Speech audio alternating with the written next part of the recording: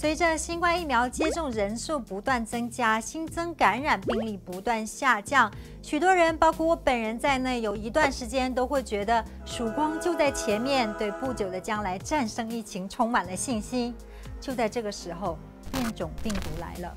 媒体上可以看到各种触目惊心的报道，大家重新变得非常的紧张。变种病毒又凶又很会传播，它致病率可能更高，现有疫苗的保护力也受到了影响。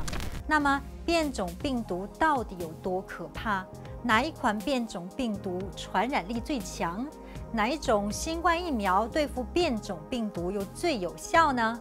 欢迎大家来到 DW 德国之声新一期的一看你就懂。我们今天就来了解一下肆虐全球各地的新冠变种病毒。病毒从来都是不断发生突变的，这是病毒进化的正常情况。其实大多数的变化都不会带来什么后果，有一些甚至会对病毒本身造成伤害。但是有一些却可能令疾病的传染性更强或者伤害性更大，它们就是变异病毒中的优等生。目前主要有4种新冠变种优等生在各地广泛的流传，它们是最早在英国、在巴西、南非和印度发现的变种病毒。这些变种都被世卫组织列为需要高度关注的变种 （Variants of Concern）。被列为这个等级代表什么呢？这表示这个变种病毒传染力变强，或者可以免疫逃脱，对疫苗产生的抗体有某种抵抗力，并且已经大规模扩散。说到这里，是不是觉得变种病毒太恐怖，人类可能要输了？但其实不用太过担心，因为病毒产生变异的一个主要原因不是要更加的致命，要杀死人类，而是为了继续生存下去。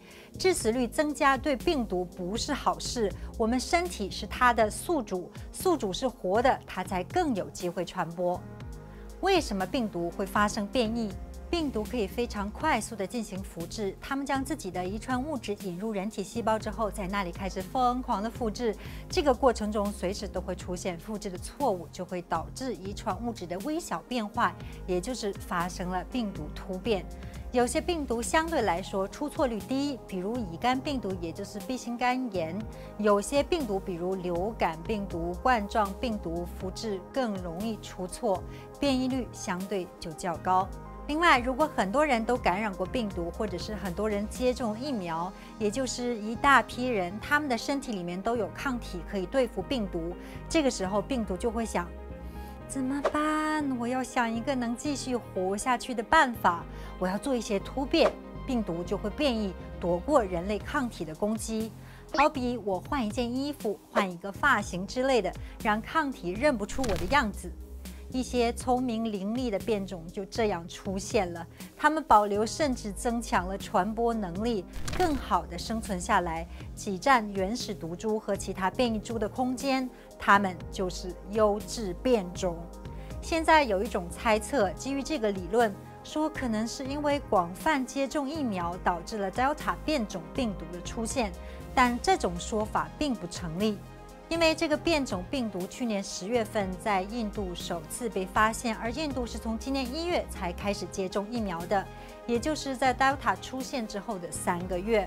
的确，疫苗有可能会引起病毒突变，但更有可能引发危险病毒变异出现的是疫情泛滥的地方。普遍认为，病毒的变异有着独立变弱、传播性增强的趋势。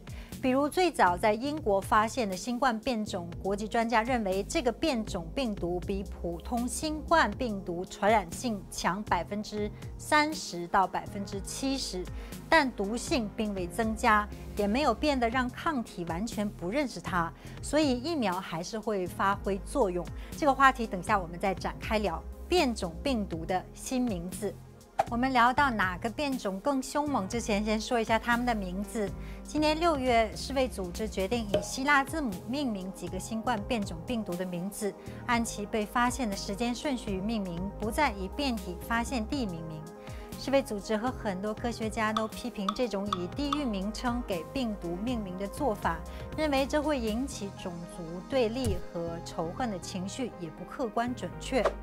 最早在英国发现的变种叫做 Alpha， 最早在南非发现的变种叫做 Beta， 伽马是最早在巴西发现的变种病毒，另外一个 Delta 变种就是最早在印度发现的变种。哪种新冠变种病毒最危险？我们现在就看看这几种变种的传染力有多强。科研人员依旧在进行研究和统计，以后会公布出更多、更完整的调查报告。按照目前掌握的数据 ，Alpha 传染力是普通新冠病毒的1.3至1.7倍，已经传播到60多个国家和地区，有可能还在变异。最早在南非出现的贝塔，也就是贝塔呢，它的传染力是普通新冠病毒的1.5倍，目前扩散到至少20个国家跟地区。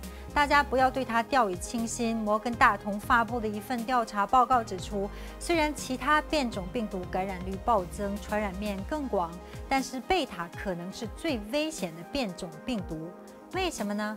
它的特殊性在于，目前市面上的疫苗在它面前保护力都有大大的降低。目前贝塔病毒是马来西亚最主要的变异病毒，导致该国病例激增，封城令延长。接下来是首先在巴西发现的伽马变种，它的传染力是普通新冠病毒的2.5倍，目前扩散到30多个国家跟地区。最后就是 Delta 病毒了，已经有90几个国家发现了这个变种，并且还在持续的突变。现在它也是印度和英国最常见的变种，占了这些国家染疫病例的至少90%。刚才我们说 Alpha 传染力是普通新冠病毒的1.3至1.7倍。Delta 的传染力比 Alpha 还要高50%至60%，有专家警告说，它的住院风险是 Alpha 变种的2倍。我们现在说的 Delta 是在印度发现的 B.1.617的3个亚株之一 B.1.617.2， 另外2个亚株没有它那么厉害，一个是被世卫组织列为待观察变异病毒的 Kappa， 另外一种是尚未命名的变种 B.1.617.3。变种病毒广泛传播之后，关于传染力、危险性以及症状都会随着病毒的不断变异而产生变化。最初 Alpha 出现的时候，很多人都觉得它很可怕，比如德国就是因为担心 Alpha 迅速的传播，今年年初一度对英国等高风险国家旅客实施了入境的限制。结果后面出现了更厉害的 Delta。现在 Delta 凶猛肆虐之际，一种新的变种病毒 Lambda 最近在短短几个月之内就已经蔓延到20多个国家。它源自于南美洲的秘鲁，这里也是目前全球死亡率最高的国家。Lambda 快速从秘鲁蔓延到邻国智利，接着横跨大西洋传到欧洲国家。它也引起世卫组织的关注，被视为待观察变异病毒，比其他几个变种病毒低了一个等级。但是很多专家都认为它很有潜力，地位可能很快就会和 Delta 并肩。今后研究人员会就变种病毒公布更多、更完整的研究数据，我们也会继续关注最新疫情动态。就目前看来，显而易见 ，Delta 变种病毒是迄今为止最危险的新冠变种。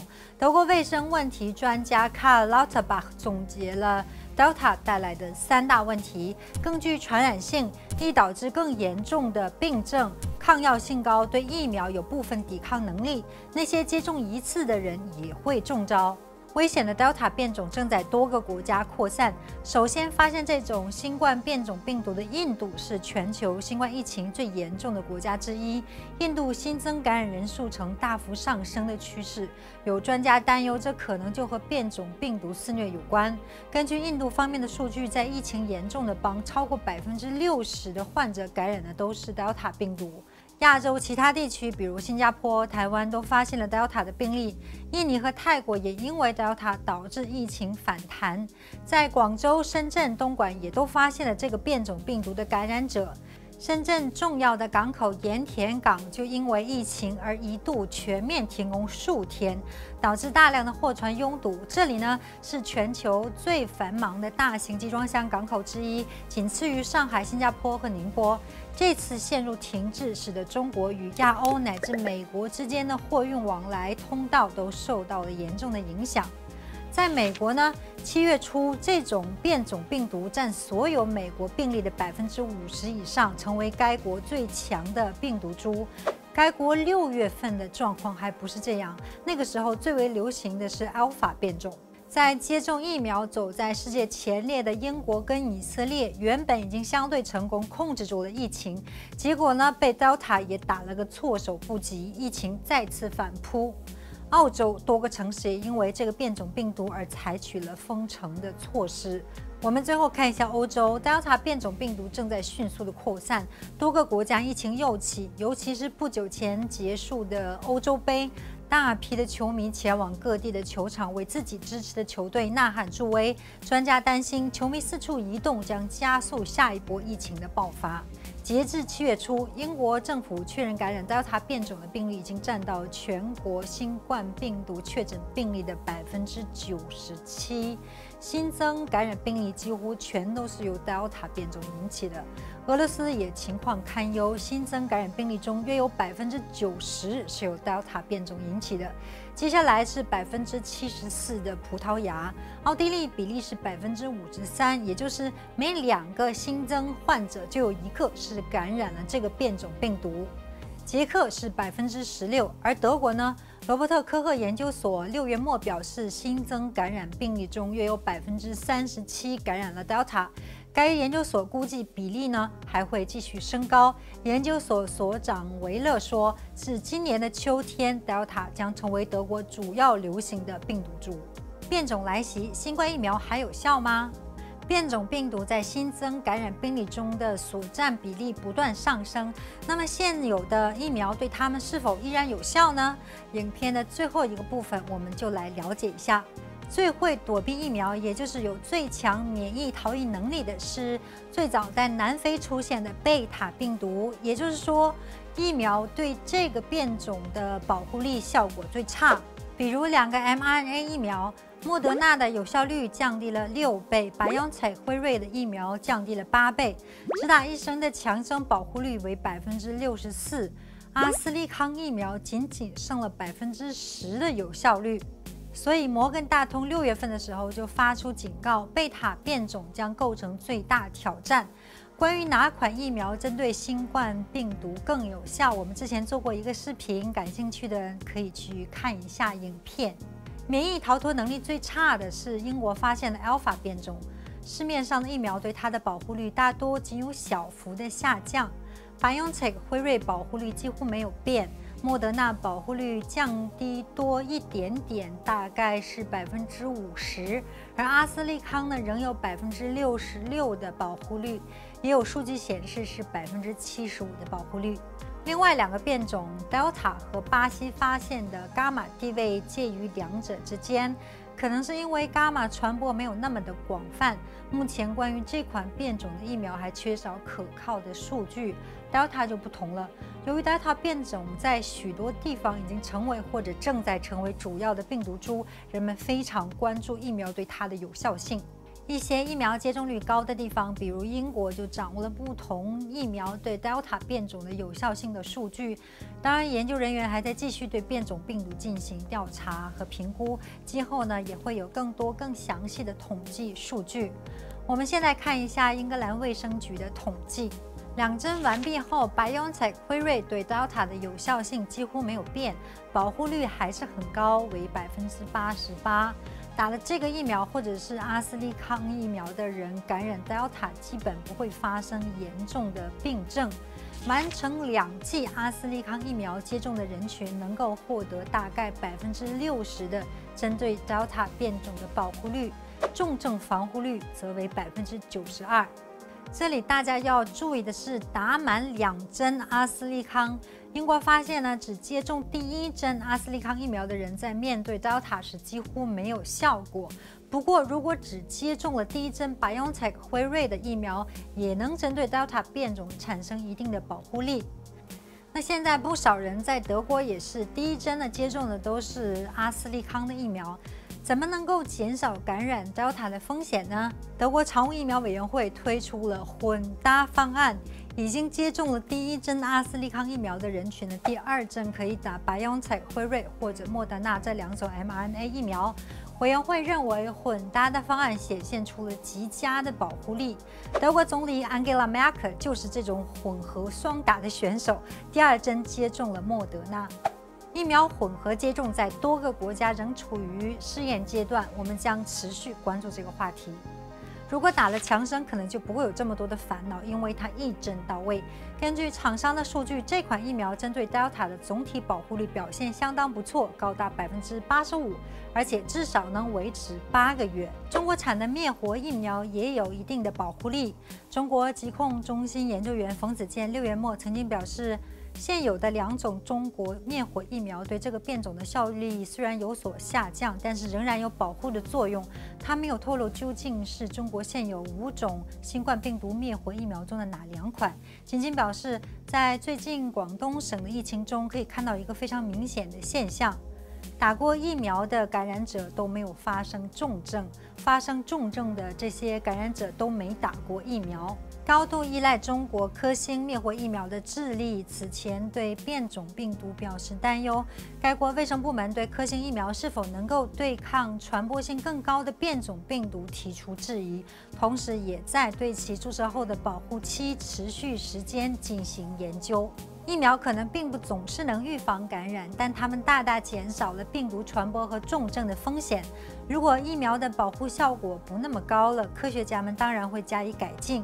也许以后新冠病毒就会像流感变种那样，我们要定期根据变种更新疫苗，或者补打第3针增强效力。新冠变种病毒带来的新一波疫情也可以看到，抗击这种大规模的疫情是一个漫长的过程。专家对最终的结局还是相当乐观的。Und wir müssen uns darauf einstellen, dass halt immer mehr Varianten kommen mit höheren Reproduktionswerten, bis dann irgendwann sozusagen dieser Kampf über die Impfung gewonnen wird am Schluss. 在新冠疫情这样一个未知的时期，人们总是希望这样的问题立即得到答案：变种病毒意味着什么？它们会带来什么样的影响？其实，真正的答案是需要大量实验室研究才能确定，可能需要许多年之后才能得出真正的结论。我们要给科研人员多一点点时间，同时要对变种病毒增加了解，小心防疫，但不必恐慌。